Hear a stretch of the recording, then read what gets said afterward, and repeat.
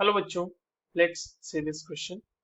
For a given exothermic reaction, Kp and Kp dash are the equilibrium constants at temperature T1 and T2 respectively.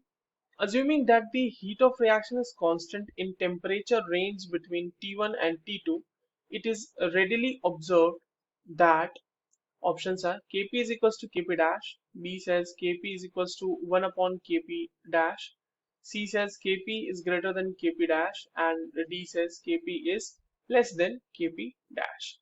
चलिए इस question को solve करते हैं बच्चों और सबसे पहले ये देखते हैं कि इस क्वेश्चन को सॉल्व करने के लिए हमारे पास किस की कॉन्सेप्ट की जरूरत है। देखिए ये सवाल अगर हमें सॉल्व करना है तो हमें वेल्ट ऑफ इक्वेशन के बारे में पता होना चाहिए और उससे रिलेटेड जो सवाल होते हैं उसको सॉल्व करना आना चाहिए हमें। तो अगर हम वेल्ट ऑफ इक्वेशन की बात करें बच्चों तो इस जैसे हमारे पास दो इक्विलिब्रियम कांस्टेंट्स दिए हुए हैं केपी केपी डैश और दो अलग अलग टेम्परेचर दिए हुए हैं टी1 and T2.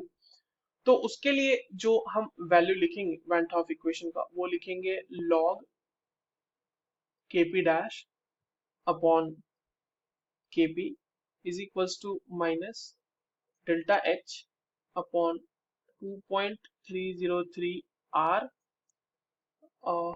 1 by T2 minus 1 by T1।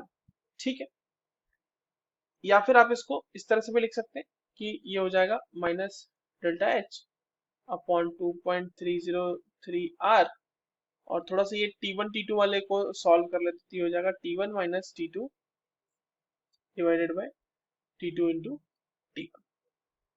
अब समझिएगा इस बात में हमारे पास जो प्रोसेस है वो एक्सोथर्मिक है।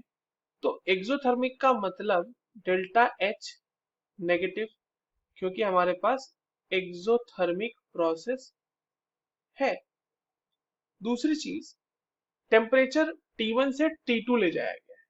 ठीक है, तो T1 और T2 का रिलेशन ये है कि T2 is greater than T1। Temperature range पूछा जा रहा है ना T1 से T2 तक, तो T1 जो होगा वो स्मॉलर टेम्परेचर होगा और T2 हमारा जो होगा वो हाइयर टेम्परेचर होगा। तो दो चीजें हम देख पा रहे हैं डेटा से कि डेल्टा एच हमारा नेगेटिव है और T2 is greater than T1 है। अब एक चीज देखिए कि अगर T2 T1 से ग्रेटर है तो ये जो पूरी की पूरी वैल्यू होगी वो नेगेटिव आएगी। ठीक है, यानी कि ये जो वैल्यू है ना T1 minus T2 divided by T2 into T1, ये वैल्यू आएगी हमारी नेगेटिव। अब हमारे पास जो वेल्ट ऑफ इक्वेशन है उसमें थोड़ा सा एनालाइज अगर हम करें तो हमारे पास जो डेल्टा एच है इसकी वैल्यू नेगेटिव है, ये जो T2 T1 T2 वाला टर्म है इस ये वैल्यू नेगेटिव है, तो ये दोनों आपस में मिलके पॉजिटिव हो जाएंगे। और 2.303 एक कांस्टेंट है और आर भी कांस्टेंट है, उसकी वैल्यू तो वही होती है जो मतलब पॉजिटिव वैल्यू ही होती है ना। तो ओवरऑल अगर हम देखें तो log K P dash upon KP की वैल्यू जो है बच्चों वो आएगी नेगेटिव। इसका मतलब ये कि अगर हम लॉग केपी डैश में माइनस करें लॉग केपी तो उसकी वैल्यू आनी चाहिए नेगेटिव।